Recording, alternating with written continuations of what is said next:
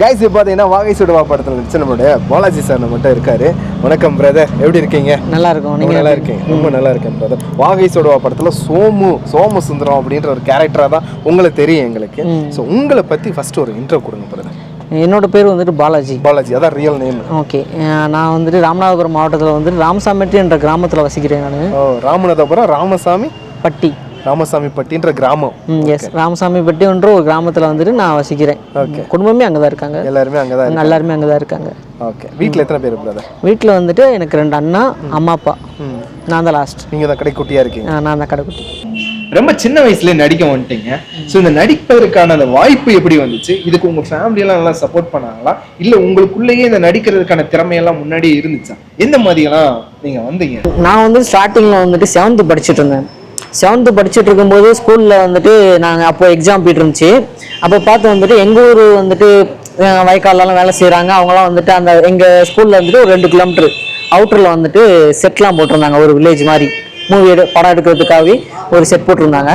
அந்த செட்டில் வந்துட்டு அங்கே இருக்கிறவங்க பார்த்துட்டு எங்கள் ஊரில் சொல்லும்போது நான் என்ன படம் எடுக்க போகிறாங்க அப்படின்றதுனால நான் நேரில் போய் பார்த்து என்னடா அப்படின்னு பார்க்கும்போது டோரா படத்தோட இயக்குனர் அவர் வந்துட்டு அப்போ அசிஸ்டன்ட் ஒர்க் பண்ணாங்க, ஏடி ஒர்க் பண்ணாங்க. அப்போ அவர் வந்துட்டு இந்த மாதிரி மூவி நடிக்க வரியா, நீ இந்த கேரக்டருக்கு நீ கரெக்டாக இருப்ப அப்படின்ட்டு எனக்கு கூப்பிட்டாங்க.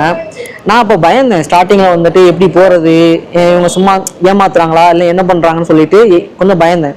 அதுக்கப்புறம் வந்துட்டு உண்மையிலே நான் வந்துட்டு உன்னை நடிக்க தான் கூப்பிட்றேன் அப்படி இப்படி சொன்னாங்க. அதுக்கப்புறம் வந்துட்டு நான் ஸ்கூலில் வந்துட்டு எக்ஸாம் போயிட்டுருக்கு, அதனால் ஸ்கூலில் படிக்கணும். இன்னொரு சைடு வந்துட்டு எங்கள் ஃபேமிலியிலும் வந்துட்டு சம்மதிக்க மாட்டாங்க அப்படின்னு சொல்லும்போது அவங்க என்ன பண்ணாங்க அப்படின்னா, ஃபேமிலியிலும் நான் பேசுகிறேன், அதுக்கப்புறம் பார்த்தீங்கன்னா உங்களோட ஸ்கூல்லேயும் நான் வந்துட்டு உங்களுக்கு பெர்மிஷன் வாங்கி தரேன் அப்படின்னு சொல்லி ஸ்கூல்லேயும் கேட்டாங்க. ஸ்கூலில் வந்துட்டு ஹெச்எம்லாம் வந்துட்டு எக்ஸாம் ஓகே, நீ எக்ஸாம்லாம் எழுத வேண்டாம், அவங்களுக்கு நடிக்க விருப்பம் இருந்தால் ஓகே, மெடிக்கல் சர்டிஃபிகேட் கொடுத்துட்டு நீ போய்க்கலாம் அப்படின்னு சொல்லிட்டாங்க அவங்களும். நானும் ஓகே சார் அப்படின்னு சொல்லிட்டு அதுக்கப்புறம் வீட்டில் கேட்டாங்க. வீட்லேயும் எனக்கு வந்துட்டு ரொம்ப சப்போர்ட் பண்ணாங்க. ஓகே, நல்லபடியாக வந்துட்டு நல்லபடியாக பண்ணேன் அப்படின்னு சொல்லிட்டு ஆல் தி பெஸ்ட் சொல்லி விஷ் பண்ணாங்க. அதுக்கப்புறம் பார்த்தா எங்கள் அப்பா ஃபாரினில் இருந்தாங்க.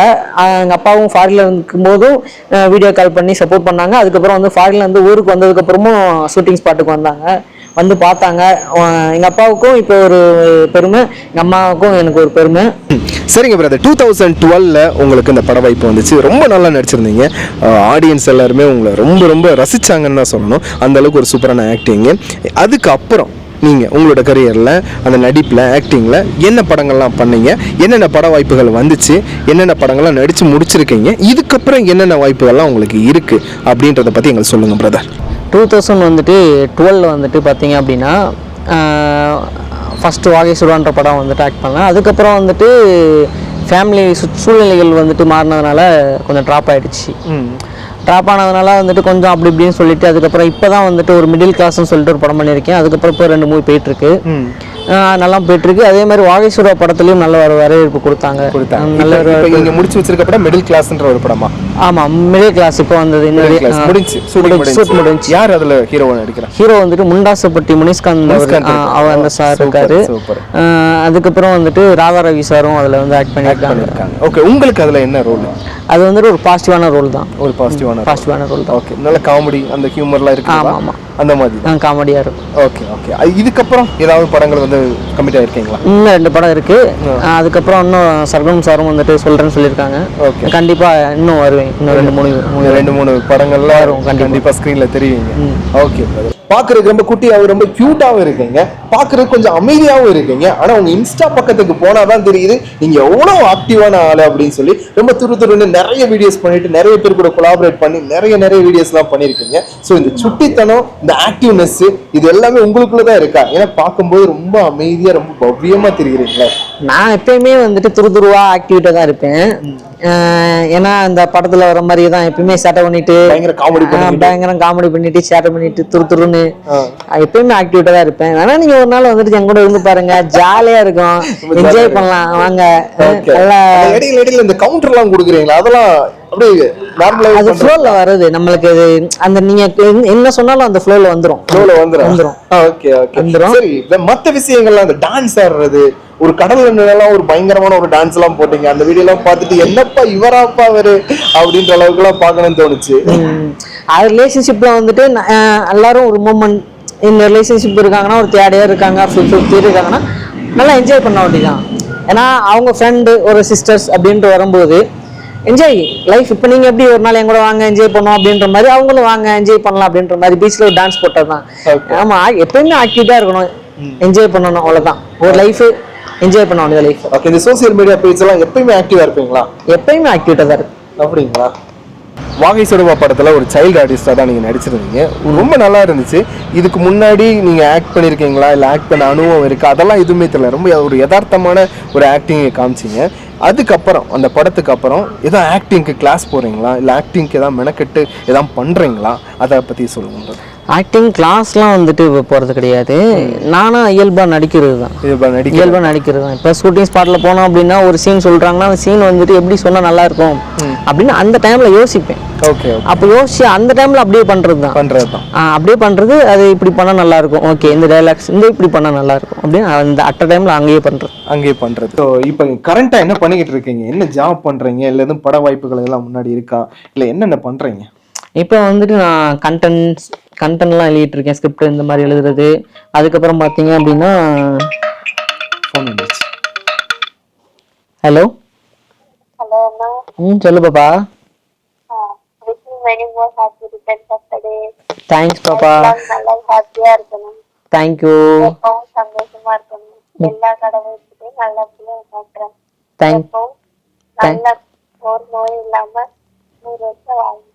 தேங்க்ஸ் பாப்பா, தேங்க்ஸ். எப்பயுமே வருஷம் உன்னோட ஃபர்ஸ்ட் விஷஸ் தான் நான் வந்துட்டு எதிர்பார்ப்பேன். அதே மாதிரி இந்த வருஷமும் நீ வந்துட்டு எனக்கு ஃபர்ஸ்ட் விஷ் பண்ணியிருக்க. மிக்க ரொம்ப ரொம்ப தேங்க்ஸ். ஹாப்பியாக இருக்கேன். சரி பாப்பா. சாப்பிட்டாச்சு பாப்பா. நீங்கள் சாப்பிட்டீங்களா? சரி பாப்பா.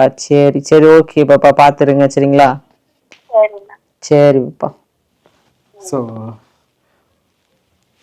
உங்களுக்கு பிறந்த நாளா? ஆமாம். அப்படியா?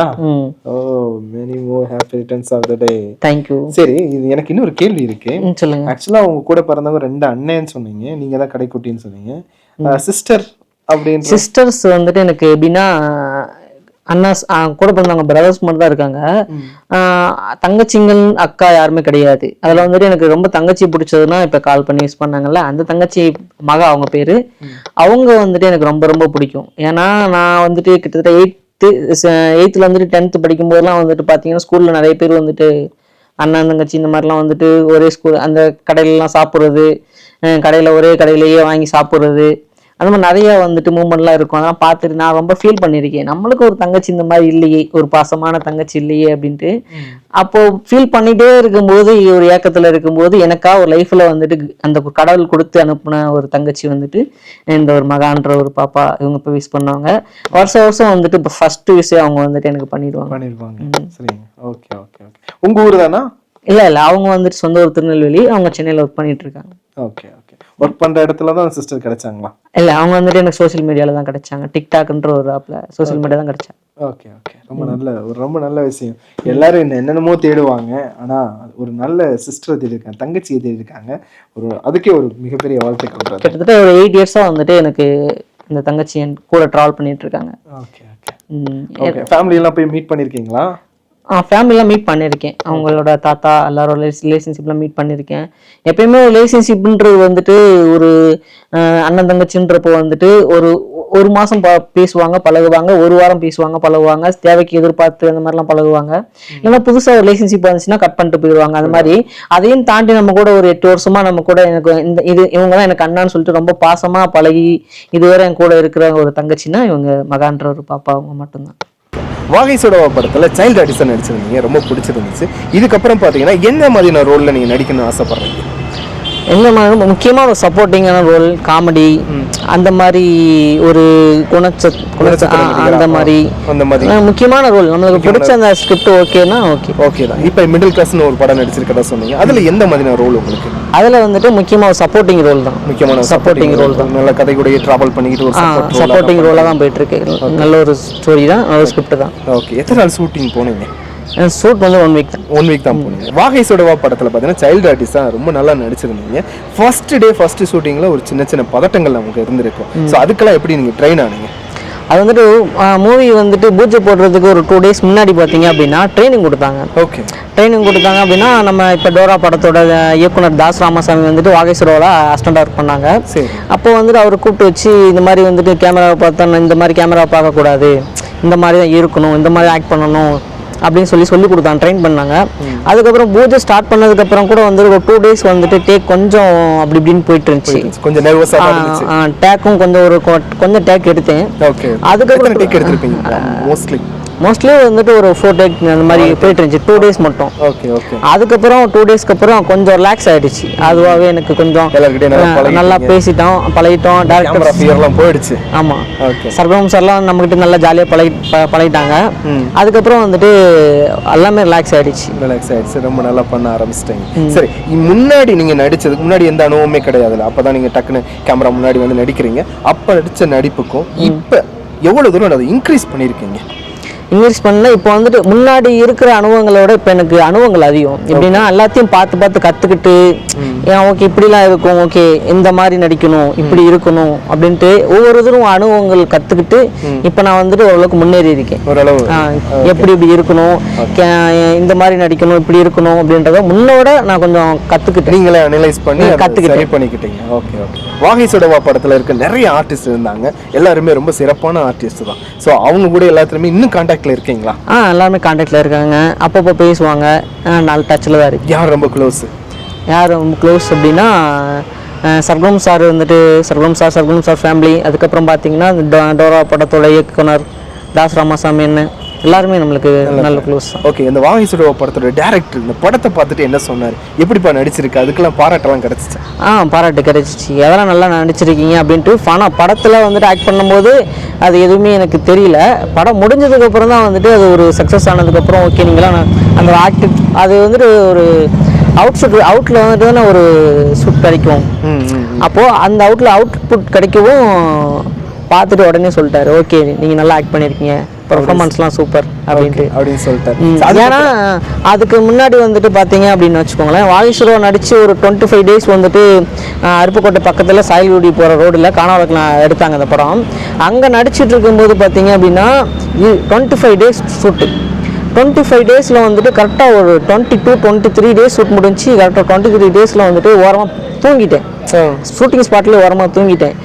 திடீர்னு வந்துட்டு தாஸ் ராமசாமி என்ன வந்துட்டு அந்த சொன்னால அசிஸ்டன்ட் டைரக்டர், டோரா டைரக்டர், இப்போ டோரா படத்தோட டைரக்டர், அவரும் வந்துட்டு தொட்டு பார்த்தாரு. ரொம்ப ஃபீவர், வெயில் ரொம்ப அடிச்சதுனால ஃபீவர் வந்துருச்சு எனக்கு. அதுக்கப்புறம் அங்கேருந்து ஆஸ்பத்திரிக்கு வீட்டுக்கு கொண்டு போயிட்டாங்க, டேப்லெட்லாம் வாங்கி கொடுத்து வீட்டுக்கு கொண்டு போயிட்டாங்க, ஆஸ்பத்திரிக்கு கொண்டு போயிட்டு. அதுக்கப்புறம் வந்துட்டு புதுக்கோட்டையில் ஒரு ஷூட்டு. நான் முடியாமல் மதுரையில் அட்மிட் ஆகிட்டோம். அட்மிட் ஆகிட்டு சர்வம் சார் வந்துட்டு ஃபோன் பண்ணி அங்கே டாக்டர் இருக்கவங்கள்ட்ட வந்துட்டு சீக்கிரங்கள்லாம் அவங்களுக்கு குணப்படுத்தி அனுப்புங்க அப்படின்ற மாதிரி அவர் பேசுகிறார் சர்வம் சார். அதுக்கப்புறம் பேசி ஒரு வாரத்தில் வந்துட்டு வந்தாச்சு.